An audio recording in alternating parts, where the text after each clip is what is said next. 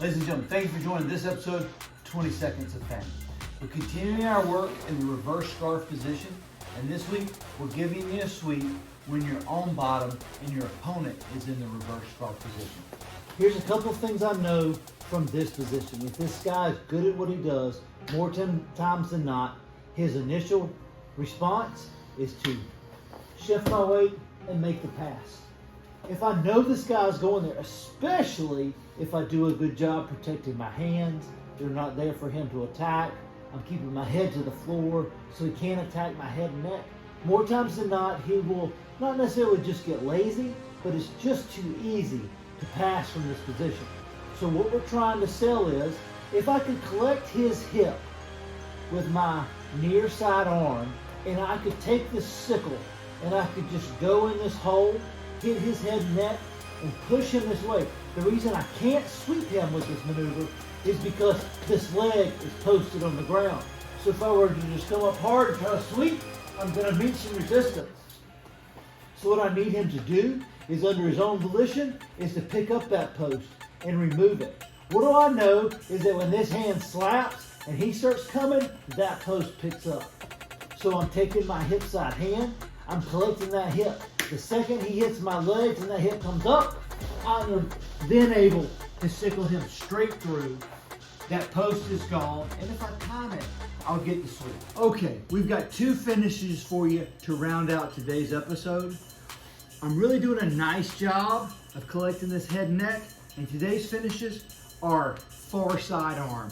This arm that I know is probably going to come across my face. If you watch many folks that play this game, they won't leave this arm out here to be seen. I don't want him to know that I'm going arm hunting, because if he knows it's out there, he's going to tuck and I'll lose some of my game.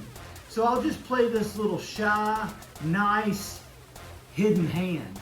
So as this thing comes across my face, it allows me to reach and catch. If I'm just so much stronger than him and I can pin him to the ground, great.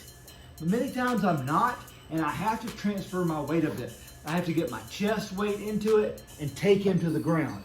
So in one motion, instead of just leaving him here, coming across, picking the arm up, trying to perform a straight arm lock, this is one of those opportunities to get that Dean Lister straight arm lock, which is pretty successful if you can hit it.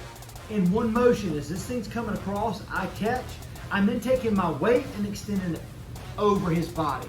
I'm extending it over his body so I can get my arm down the road.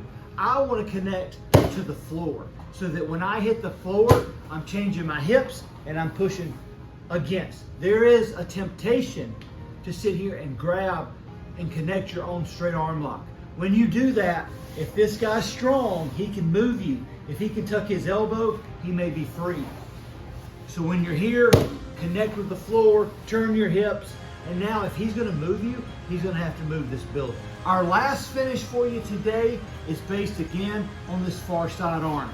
There is temptation. This guy many times will plaster this hand to the floor. Even if you double wrist this guy, this is a very difficult finish, specifically if he knows what he's doing, because he'll just staple to the floor and it's hard to do much with him. He may allow you to do this simply on the thought of he thinks you can't pick him up and finish him. So if you catch yourself in this hard to finish double wrist, what we're trying to sell you on is you take that hand and bring it to your hand. If you go up his elbow, you won't have very good leverage. But if you can bring that hand to you, and if you can go index finger right there on his wristwatch is what you're looking for. So if I can bring it in and I can clamp right there on his wristwatch, pretty good leverage. Now I'm releasing and I'm using this hand to police these legs. I want him in position. If you lay on top of his face, he is going to move. So be nice. You really try to bully this guy and you have less chance of catching this. If I just snug up against his head to keep him in place, now I can sit here and collect these legs and I'm almost going into the north-south position. Once I get into the north-south position, I am not trying to pick this shoulder up to complete this kimura type finish. I am just trying to take his wrist and come down the road toward his head. So I'm just trying to, on top, just bring it in this direction. So one more time. I am here. I can't close. I can't finish. Index finger to wristwatch. Collect those legs and then just bringing it straight down and get the tap. That shoulder, if you keep coming, is coming right out the top. Don't keep coming. Let your buddy tap. Ladies and gentlemen, there's you a couple more finishes attacking the far side arm. We got more coming in the following weeks. That's everybody's favorite UK. That's your 20 seconds of fame. Give me 2 claps and a Ric Flair.